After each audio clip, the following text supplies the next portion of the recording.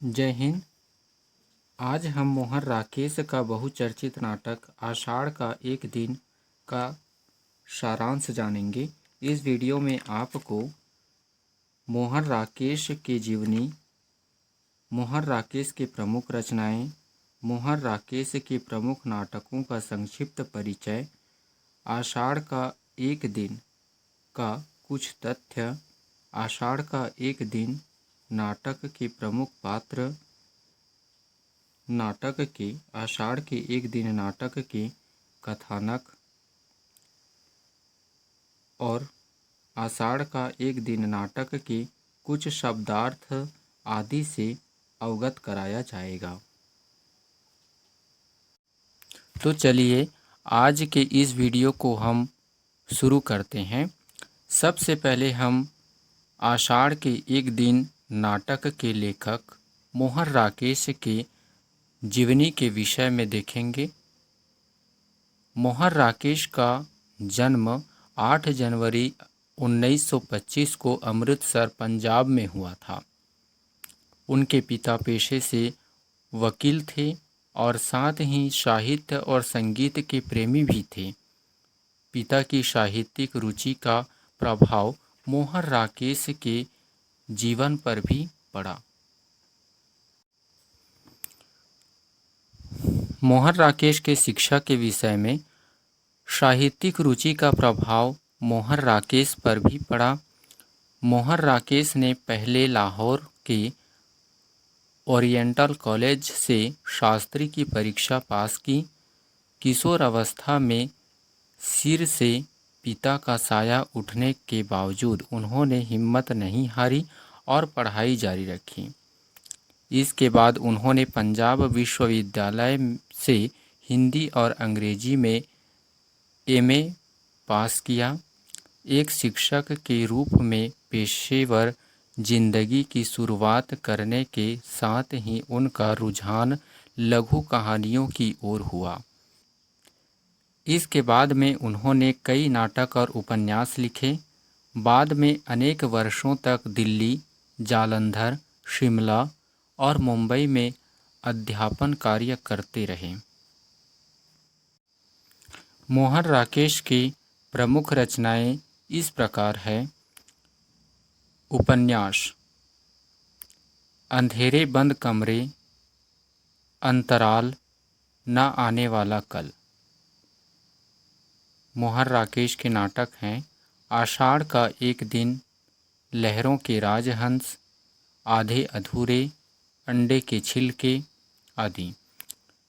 मोहन राकेश के कहानी संग्रह है कार्टर तथा अन्य कहानियाँ, पहचान तथा अन्य कहानियाँ, वारिस तथा अन्य कहानियाँ। निबंध संग्रह है परिवेश, अनुवाद है मृच्छकाटिक, शकुंतलम, यात्रा वृतांत है आखिरी चट्टान आदि। चलिए अब हम मोहन राकेश के प्रमुख नाटकों का संक्षिप्त परिचय हम देख लेते हैं।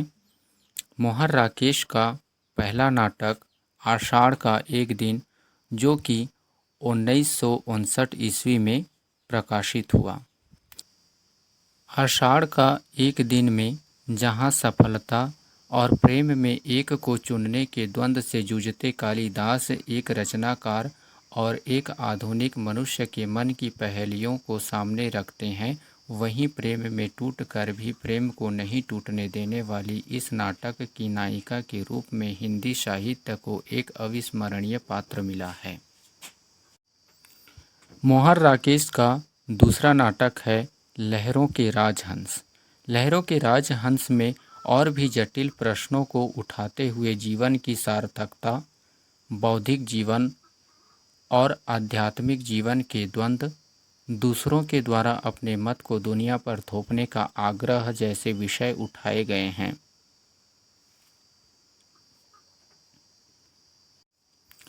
मोहन राकेश का तीसरा व सबसे लोकप्रिय नाटक आधे अधूरे हैं,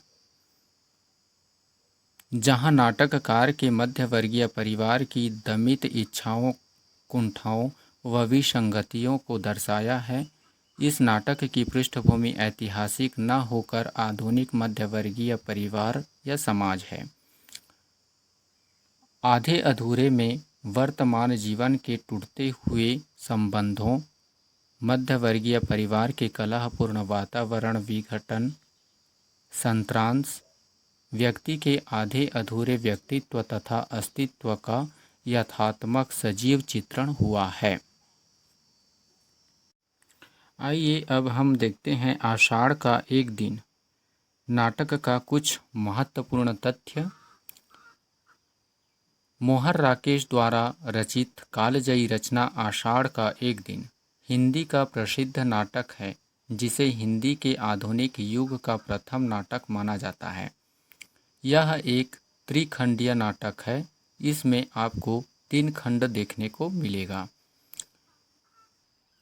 1959 में इस नाटक को संगीत अकादमी पुरस्कार से सम्मानित भी किया गया है। मोहन राकेश ने लिखा है कि मेघदूत पढ़ते हुए मुझे लगा करता था कि वह कहानी निर्वासित यक्ष की उतनी नहीं है जितनी स्वयं अपनी आत्मा से निर्वासित उस कवि की, जिसने अपनी ही एक अपराध अनुभूति को इस परिकल्पना में ढाल दिया है। मोहन राकेश ने कालिदास के इसी निहित अपराध अनुभूति को आषाढ़ का एक दिन का आधार बनाया। आइए अब हम आषाढ़ का एक दिन नाटक के प्रमुख पात्रों के विषय में जानेंगे, पात्रों का परिचय देखेंगे। अंबिका, ग्राम की एक वृद्धा, मल्लिका उसकी पुत्री यानी कि अंबिका की पुत्री। कालिदास इस नाटक के नायक हैं। मल्लिका इस नाटक की नायिका है। दंतुल राजपुरुष है।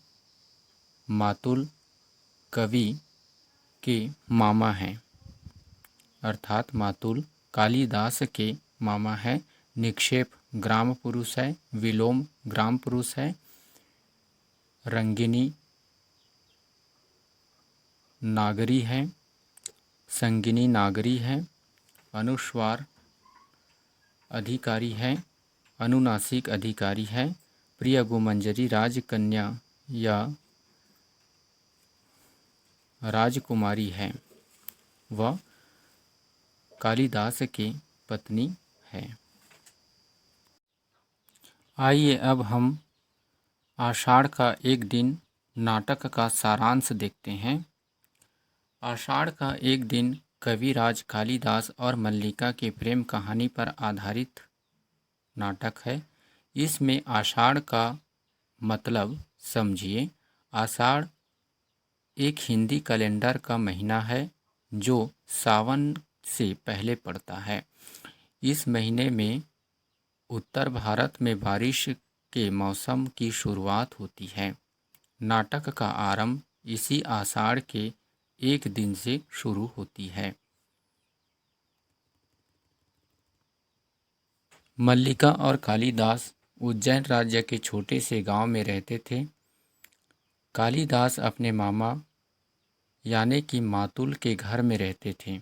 कालिदास की अपने मातुल से नहीं बनती थी और मातुल कालिदास को रह रह कर टोका और ताना मारा करते थे। कालिदास शुरू से रचनाकार प्रवृत्ति के थे। इसी गांव में रहते हुए उन्होंने ऋतुसंहार नामक काव्य की रचना कर डाली। मल्लिका अपनी माँ के साथ उसी गांव में रहती थी। मल्लिका के पिता का देहांत कुछ साल पहले एक महामारी में हो गया था। दोनों के बीच बहुत प्रेम था। मल्लिका और कालिदास दोनों के बीच बहुत प्रेम था, परंतु कालिदास विवाह के बंधन में नहीं बंधना चाहते थे और मल्लिका भी निस्वार्थ प्रेम के चलते कालिदास से कभी भी किसी बंधन में बंधा देखना नहीं चाहती थी। मल्लिका की माँ अंबिका बार बार मल्लिका को समझाने की कोशिश करती, लेकिन मल्लिका के आगे उसकी एक न चलती। कालिदास का एक मित्र था विलोम, जो कालिदास के बिल्कुल विलोम था, अर्थात कालिदास से बिल्कुल उल्टा था। दोनों ने साथ में पढ़ाई की, छंद रचना सीखी, लेकिन विलोम उतना आगे न बढ़ सका जितना कालिदास। असफल कालिदास विलोम था और सफल विलोम कालिदास। कालिदास भी मन ही मन मल्लिका को पसंद करता था, लेकिन मल्लिका उसे हमेशा दुत्कारती रहती थी। उसी गांव में रहते हुए कालिदास ने ऋतु संहार की रचना की। कुछ समय के बाद ही कालिदास की रचना ऋतु संहार इतनी प्रसिद्ध हुई कि उसको पढ़ने के बाद उज्जैनी के राजा भी कालिदास और उसके काव्य के कायल बन गए। कालिदास को सम्मानित करने हेतु उज्जैन के राजा ने राज दरबार में बुलाया। राज दरबार से आचार्य, सैनिक, 2 रथ और 5 घोड़े आए थे। गांव वालों के बीच में पूरे उत्सव सा माहौल बन गया, परंतु कालिदास को इन सब बंधनों में नहीं पड़ना था। वो तो बस गांव के पेड़, मैदान, पशु पक्षी और पहाड़ के बीच में रहना चाहते थे, और साथ ही मल्लिका के प्रेम भी उन्हें उज्जैनी जाने से रोक रहा था। गांव के सारे लोग तथा मातुल के समझाने पर भी वो न माने, परंतु मल्लिका के प्रेमपूर्वक आग्रह को कालिदास ठुकरा ना पाए। मल्लिका ने उनसे कहा कि आपको मेरी खातिर जाना पड़ेगा, मेरे लिए जाना पड़ेगा। मेरा स्नेह और गांव प्रदेश की प्रकृति हमेशा आपके दिल के करीब रहेंगे। उसके समझाने और मानने के बाद वो उज्जैनी की राजधानी जाने को तैयार हो गए। विलोम और उसकी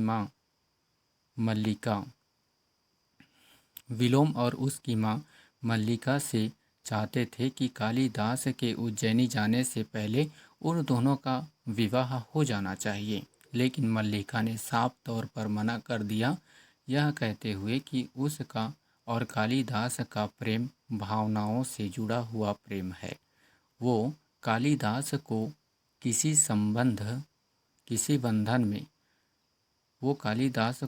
बंधन में नहीं बांधना चाहती।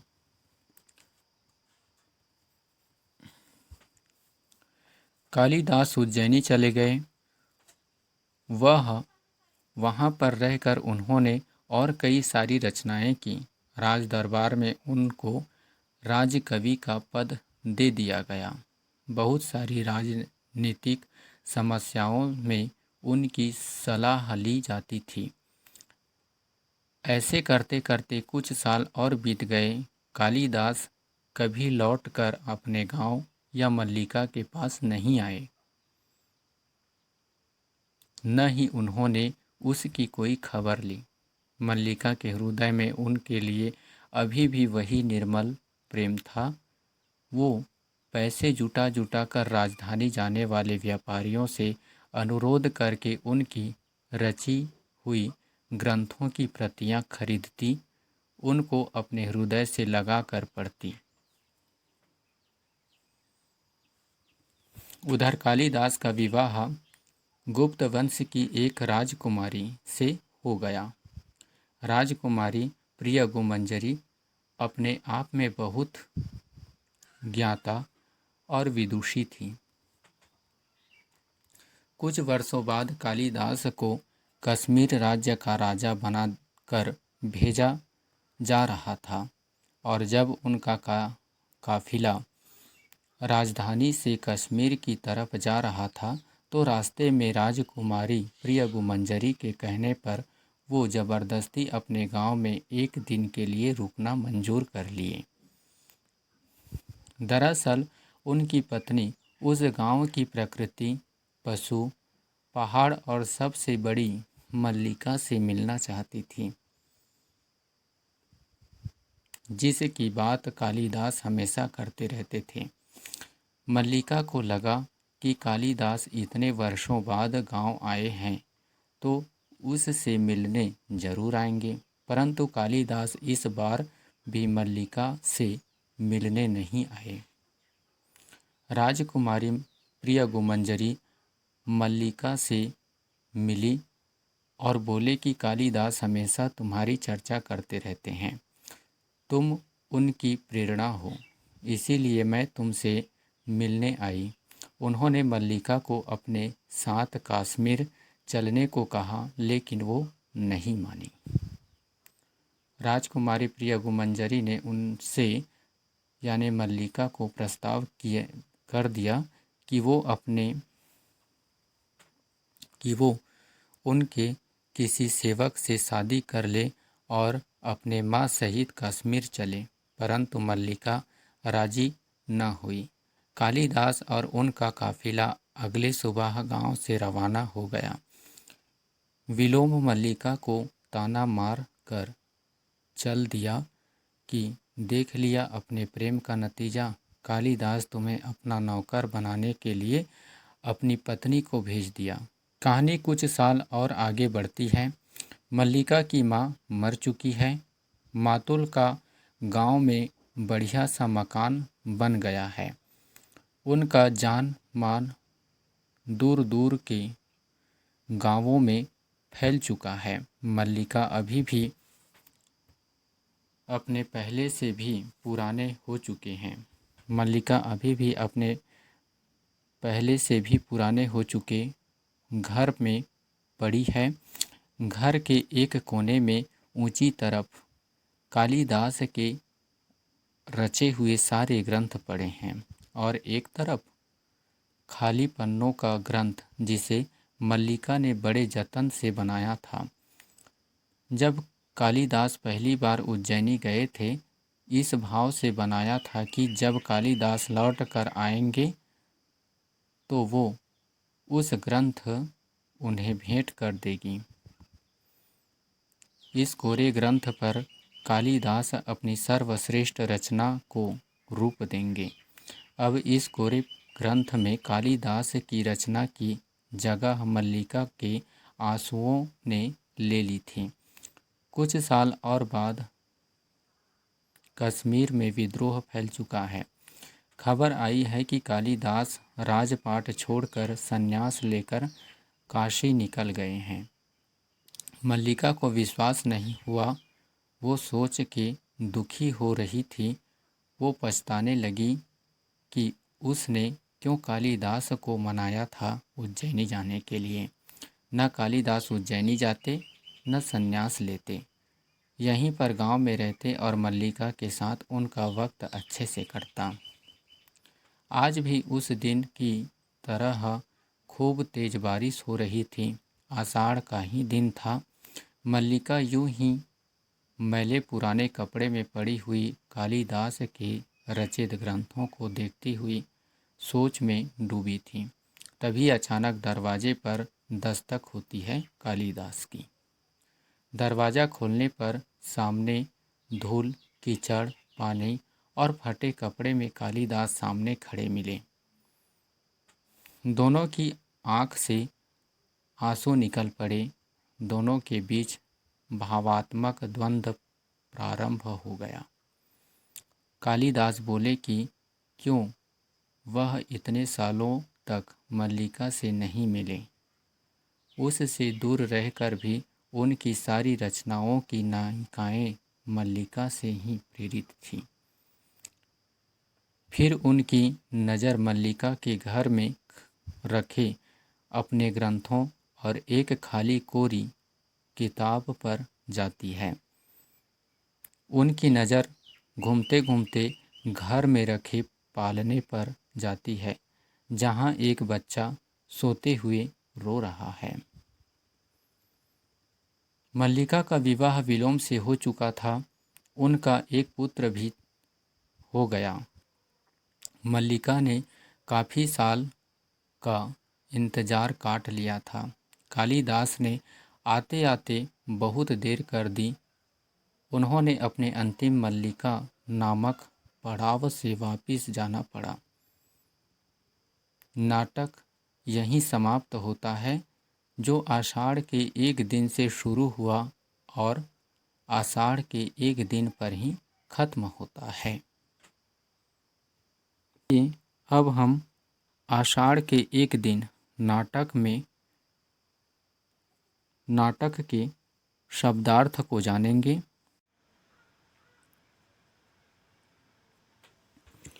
मेघ गर्जन का मतलब होगा बादलों की आवाज़।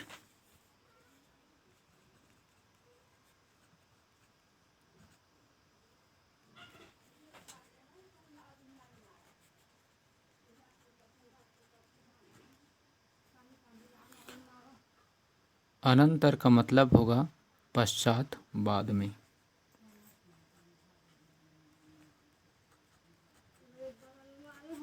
पश्चात या फिर बाद में। प्रकोष्ठ का मतलब होगा कमरा। ड्योढ़ी का मतलब होगा देहली। तल्प का मतलब होगा तख्त या फिर पलंग।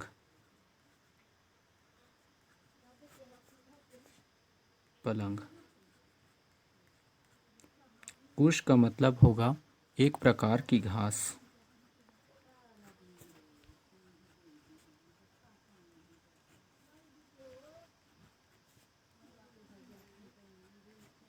एक प्रकार की घास। उपत्यका का मतलब होगा घाटी। वकुल का मतलब होगा बगुला। धारासार का मतलब होगा मूसलाधार।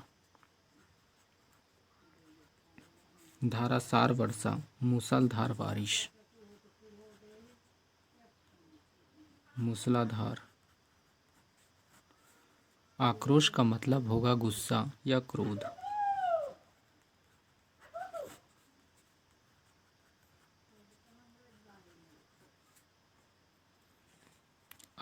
आर्द्र का मतलब होगा नम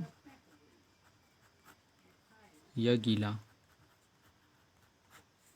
उष्णता का मतलब होगा गर्मी।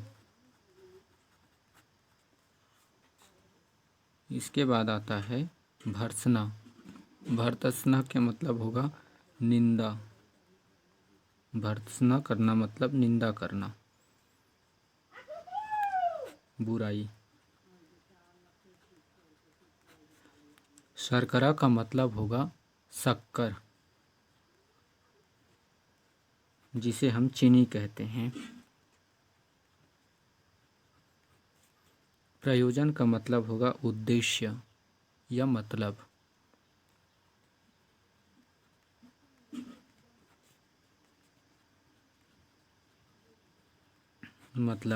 अपवाद का मतलब होगा बदनामी। विवेचन का मतलब होगा विश्लेषण।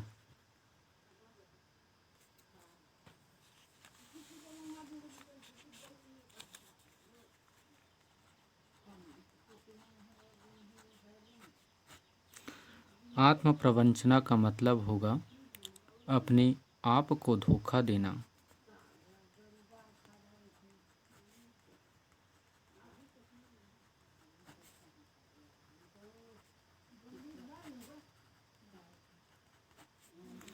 वर्ण का मतलब होगा चुनना या लाइक करना, चुनना।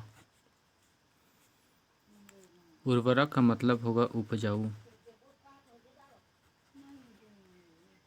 उर्वरा भूमि, उपजाऊ भूमि, उस टाइप का। अब इसके बाद आता है आस्तरण। आस्तरण का मतलब होगा बिस्तर। दुर्वा का मतलब होगा दूब घास।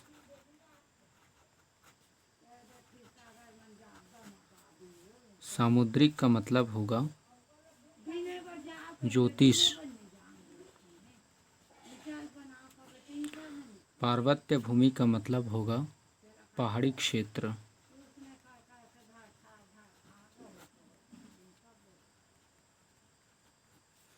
कृत का मतलब होगा खरीदा हुआ।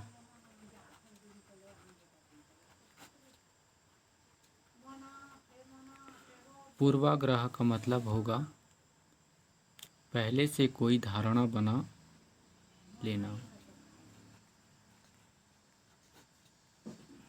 पहले से कोई धारणा बना लेना।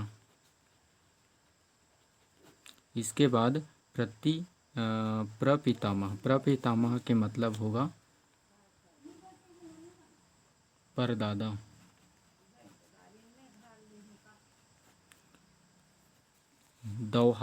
दौहित्र का मतलब होगा पोता या नाती।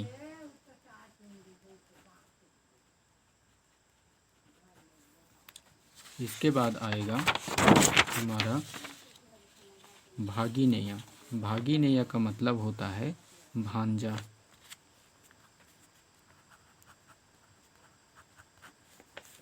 वंशावतंस का मतलब होता है वंश का चिराग।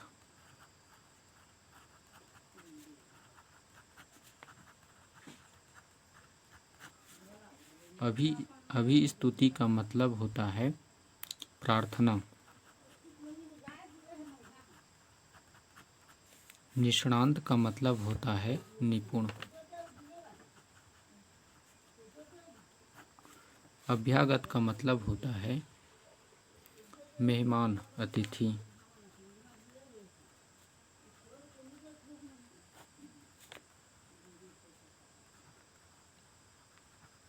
अतिथि या मेहमान। अग्निकाष्ठ का मतलब होता है मशाल। प्रांतर का मतलब होता है प्रदेश।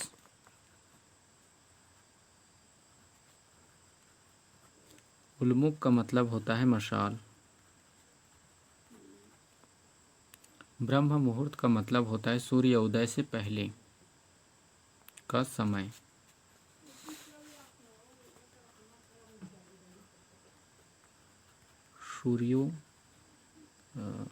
सूर्योदय से पहले का समय। अनर्गलता, गैर जिम्मेदार बातें।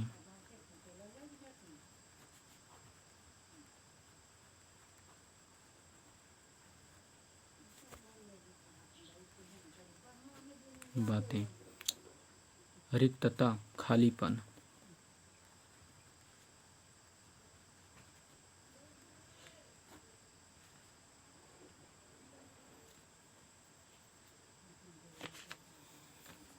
तो आज के वीडियो में